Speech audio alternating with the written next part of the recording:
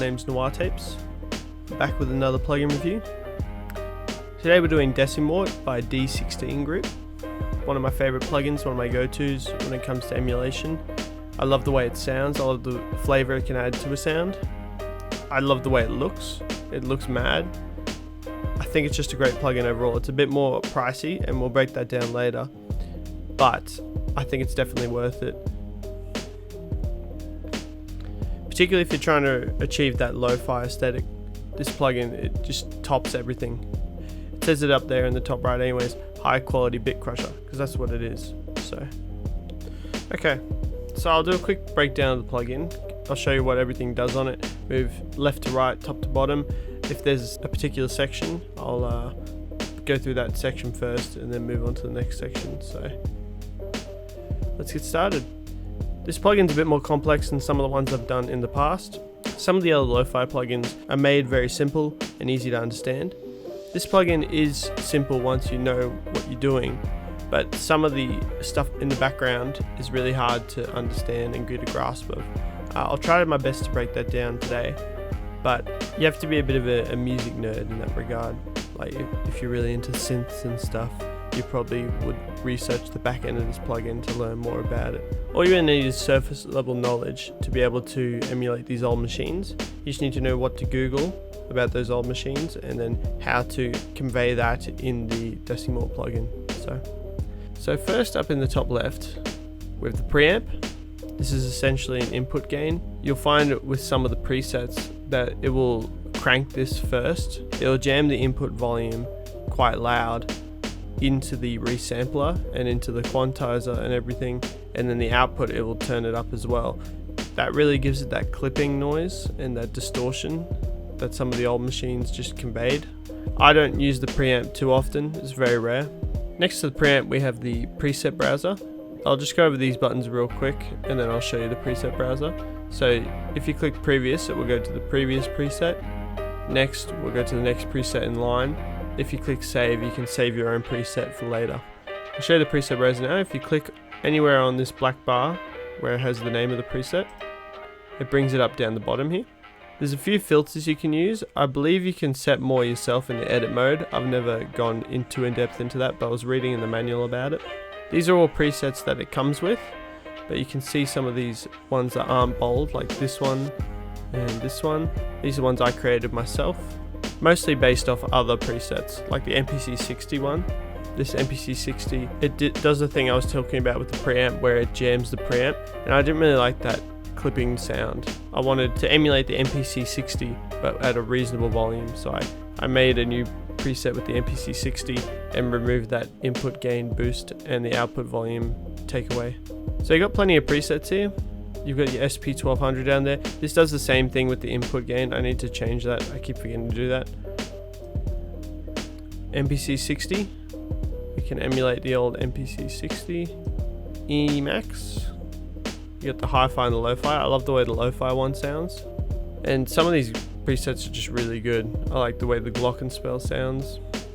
And then if you come back over here, you've just got mastering and generic 16-bit 8 kilohertz. We'll talk more about what that means later. This plugin's great. A lot of the presets are very accurate to the original sound, and you can always go and create your own. This is what I was talking about with knowing what to Google. If you know what you're looking for in an old machine, what makes it sound that way, like the bit rate and the sample rate, you can come into this plugin and create your own preset for that machine and then save it. And then when you come back to it later, you can be like, I want my sounds to sound like they're coming out of an MPC 2000 XL, and you can just click the preset, bang. Anyways, I'll leave it on bypass, which is the default, so okay. Now we'll move down to the left here, under the quantizer section. First you have the DC shift. I never use it myself, but if you click it, it turns red when it's on, doesn't light up when it's off. From what I could gather, it makes a slight change in the quantize algorithm, and that doesn't come into effect until you start using dithering and messing with the resolution. It's kind of confusing. I'm not going to go too much into it. If you use some of the presets, it might turn it on automatically. Then below DC shift, we have resolution. You click and hold and you can drag it up and down to adjust the resolution.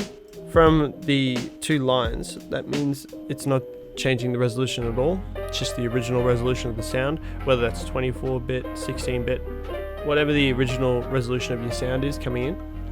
But as you start to drag it down, you go down in bits.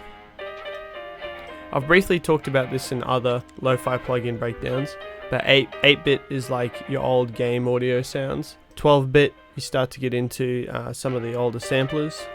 Most of them said it's 16-bit though. When you're seeing it 16-bit, you won't really notice it, but it's capturing the aesthetic of the old machines. A very subtle bit change, because we can get up to 24-bit these days.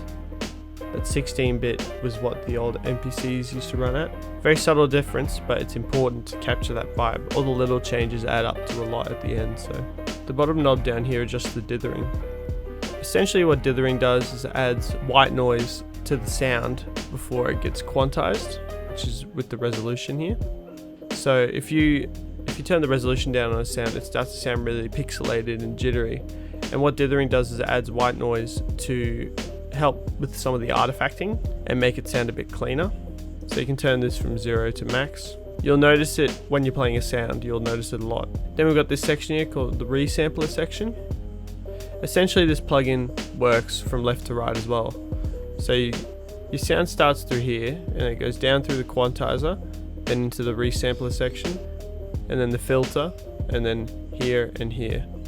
But your filter, we'll talk about that in a minute, it can go on either end. But anyways, the resampler section here.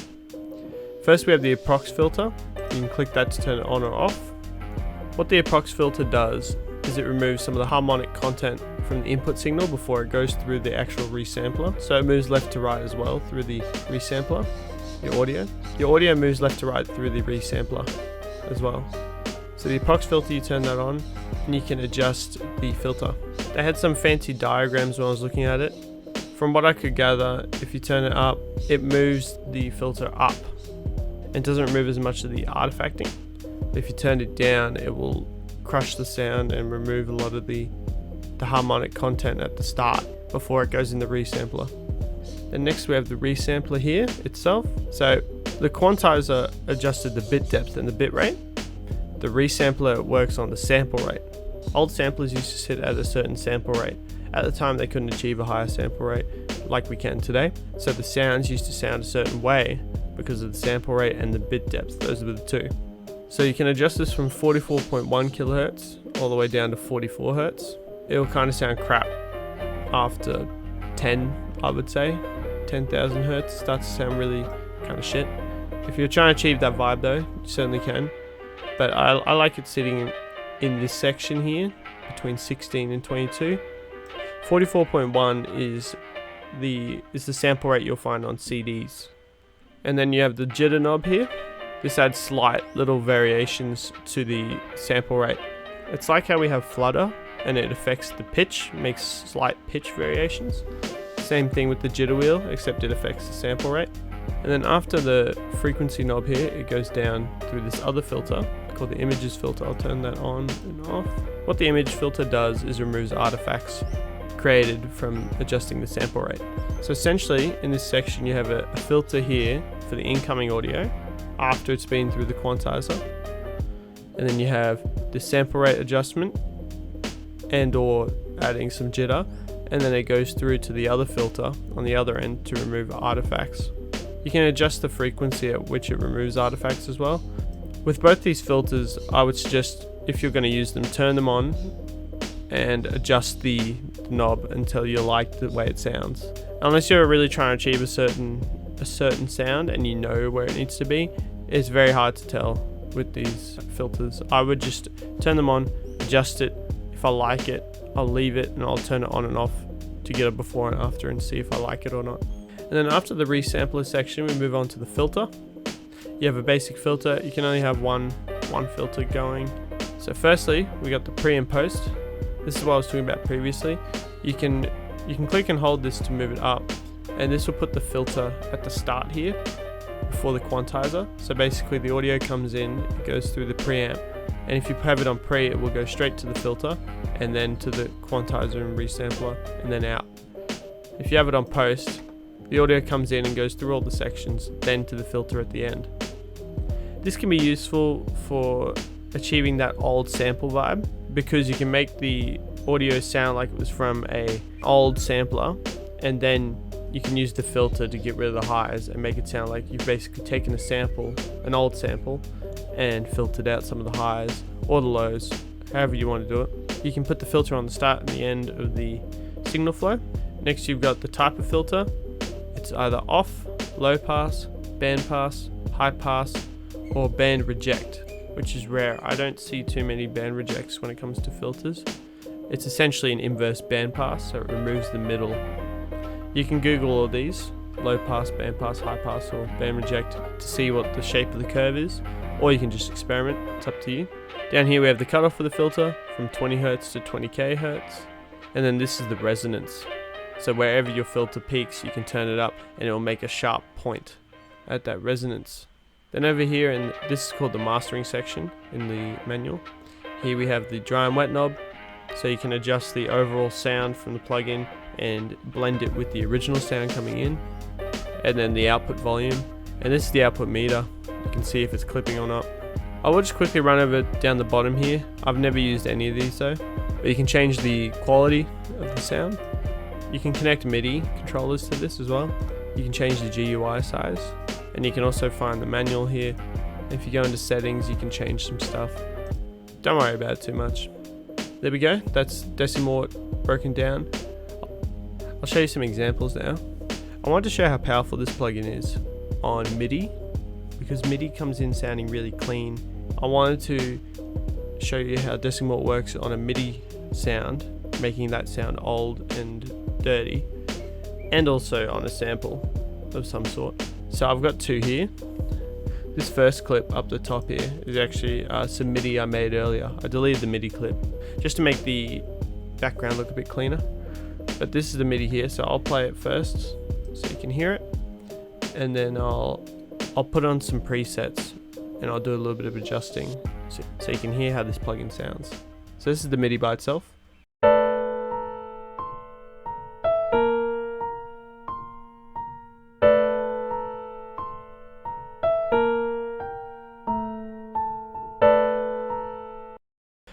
Yeah, nothing crazy. I just whipped it up before this recording, so nothing crazy there.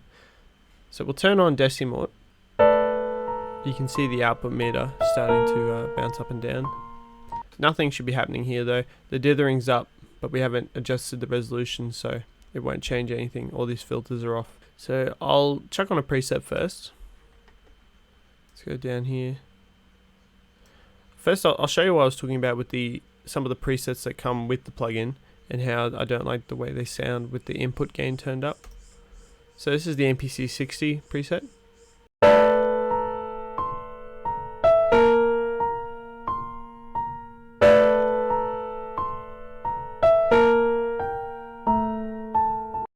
So you can hear when those first chords hit, they really punch and get clipped off really harshly. I'm not a big fan of that. And you can see that's actually because the preamp is turned up, jamming the sound through the stuff, and then the output gain is turned down to compensate. So I like to get rid of that, and it should be really quiet now.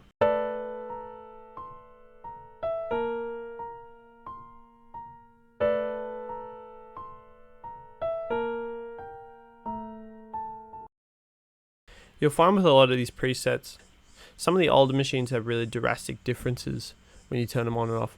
With the MPC 60, it's an old machine, but it's not old in the scheme of things. And so you'll notice the audio is degraded a little bit, but not too much. If I turn it on and off, you'll hear the difference here.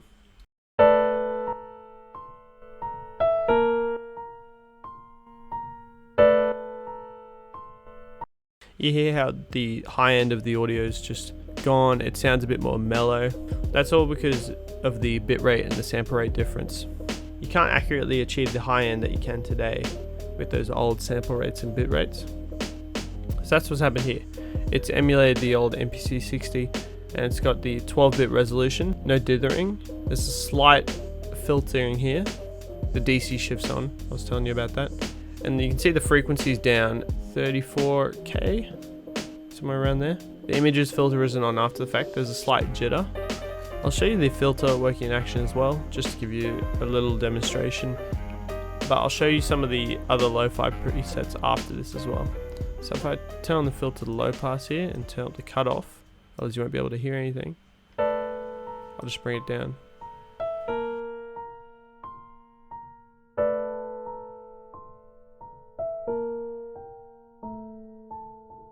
And I'll put it at pre so you can hear it as well.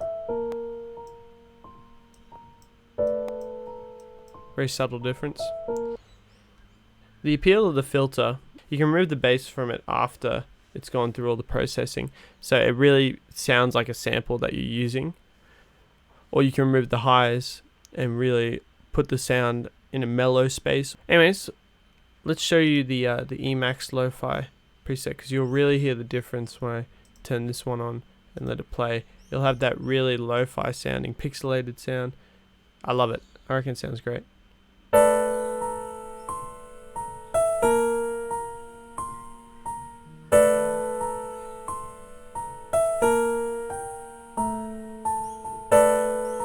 The reason the audio is so pixelated and old school sounding is because of the sample rate actually.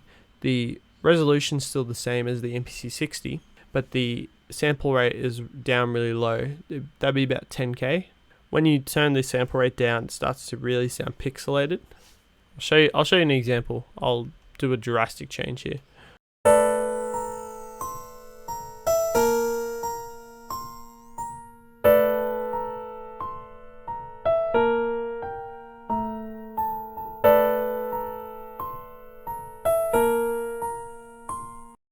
You can hear it starts to become more pixelated as the sample rate gets lower. That's actually because there's less information in the audio. They used to not be able to store all this information for audio, and that's why the sample rate was so low. And that's why with old game consoles and the audio being 8-bit, that's because the game console had to provide the video, it had to have storage for the game, and it had to provide all these things for the game. So when it came to audio, they couldn't hold as much information. So they had 8-bit cards. And yeah, it's quite fascinating if you ever Google it. It's really interesting to learn about. Anyways, that's Emax Lo-Fi. So that's all on this MIDI clip that I have. I'll show you on another sample as well, just to get the vibe. This is the other sample I have here.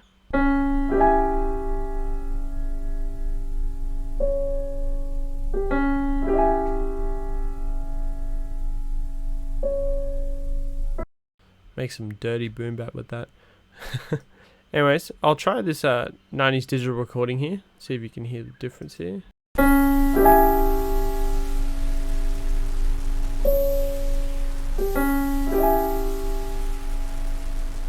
Adds a lot of artifacting in the high end. You can see the sample rate is quite high compared to the Emax Lo-Fi preset.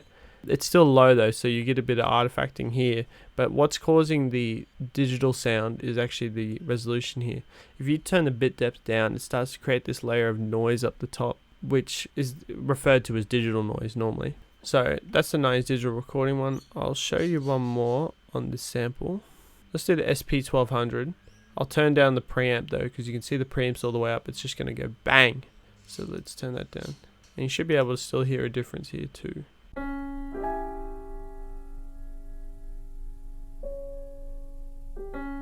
And now I'll adjust the preamp so it gets louder.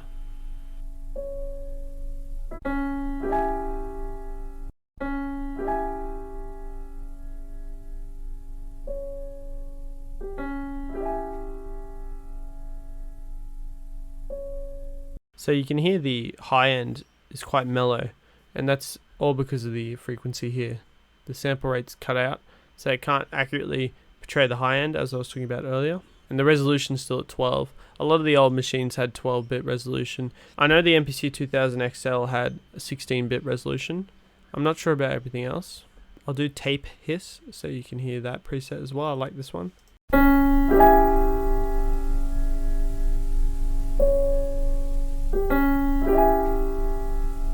That sound that sticks around after the audio stopped can actually be turned off. It's because of this filter here, but you may leave it on. You like the sound. I'll do one more preset here. Vinyl cracks.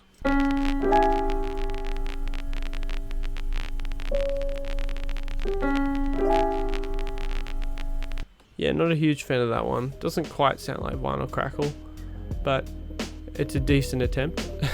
You can see the reason why they can achieve that is they've actually got the bit depth turned down, way down. They got the resampler turned down heaps. It's at 44 hertz. So if we turn the dry and wet knob up here, you probably wouldn't hear anything of the original sample. Let's have a go.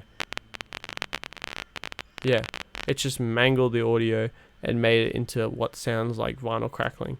And what they did in the preset was they had it halfway, so you could hear half the vinyl crackle and half the original sample. A lot of sound design you can do with this plugin.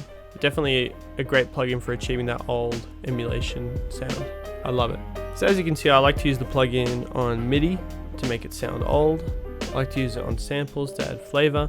It's got many uses. I'm not sure what the original machine that it's modeled after is, but I love this plugin. I love the way it looks. I love the way it sounds. I like everything it does. I reckon it's great. I'll do some quick pricing comparisons to some similar products right now. So we're on Plugin Boutique here, and this is the price that Decimort's running at, $60.50 USD. As I said, it's a little bit more premium and expensive than some other audio plugins that you might buy. But from the examples, you can tell this is definitely worth it. The quality that it produces and the amount of emulation it does is really cool. It makes you feel like a scientist when you're tweaking the knobs. Yeah, I love this plugin. It's really good. Love it. Some similar plugins you can use. Degrader. I covered this in a plugin review last week. Degrader, to an extent, can emulate what Decimort does. You got the filtering. You can adjust the sample rate and the bit depth on it. You can add saturation. I don't believe you can do that in Decimort, but you don't really need it. And you can always add it after the fact. Yeah, it's a little bit cheaper, Degrader. Much simpler to use, so it's up to you. If you can afford Degrader, it's good too, and you can do a lot of the similar stuff. But Decimort just sounds better. It's just high quality, really, really well made, and it looks cooler too. Now my other plugin alternative was actually going to be Origin. It's actually free though, so you can try this one regardless. You don't have to pay anything. Infinite upside, right? I used to use Origin a lot when it first came out. This is before I bought Decimort. Decimort definitely sounds better, but Origin will work limitlessly. It sounds great too. You can't adjust the bit depth on Origin, but you can do almost everything else, right? I'll have to do a plugin review for this as well. But you can add your own saturation. You can add some pitch variation here. You can add chorus, which you can't do in Decimort. The chorus you would only use to achieve a certain vibe, I think like a Juno or something. You're not going to use chorus all the time, but it's good that it's there. And then you can add vinyl noise or tape noise, whatever noise you want. And this big wheel adjusts the sample rate. So you can't adjust the bit depth, but you can adjust the sample rate. And then you can put some filtering on before it goes through the resampling or after. This is a great plugin. I'll have to do a plugin review. Yeah, there you go. It's a Juno chorus sound. This is a great plugin. If you can, pick it up. I might put the URL on the screen. Otherwise, just literally search up Cymatics Origin. It'll be the first one. This is free, so you may as well pick it up regardless. It's a good alternative, but Decimort is just worth the money. So, and there we go. That's the plugin review done. One of my favorite plugins here, Decimort.